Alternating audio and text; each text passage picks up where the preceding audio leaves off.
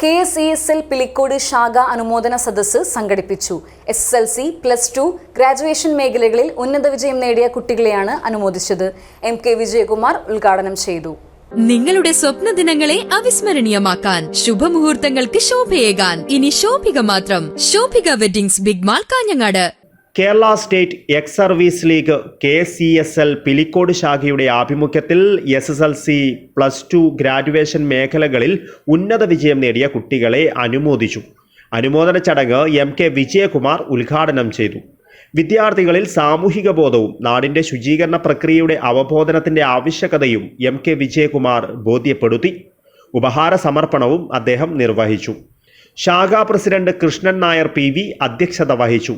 ചടങ്ങിൽ KSESL ജില്ലാ vice president Mohanan Nair, ശാഖാ രക്ഷാധികാരി വിജയൻ, വനിതാ വിംഗ് പ്രസിഡന്റ് ദേവിക്കുട്ടി ടീച്ചർ എന്നിവർ സംസാരിച്ചു. ഉന്നത വിജയികളായ കുട്ടികളെ അനുമോദിക്കുന്നതിനോടൊപ്പം സംസ്ഥാന കേരളോത്സവത്തിൽ കലാതിലകപ്പട്ടം നേടിയ നന്ദന കിഷോറിനെയും ജില്ലാതലത്തിൽ വനിതാ സാമൂഹിക ക്ഷേമ വകുപ്പിന്റെ വനിതാരത്ന പുരസ്കാരം നേടിയ യശോദ PPയെയും അനുമോദിച്ചു. ചടങ്ങിൽ പങ്കെടുത്ത അംഗങ്ങളിൽ നിന്നും നറുക്കെടുത്ത് നൽകിയ പ്രോത്സാഹന സമ്മാനമായ വെളിച്ചെണ്ണയും തേങ്ങയും സ്പോൺസർ ചെയ്തത് പ്രശാന്ത് കുമാർ TK-യാണ്.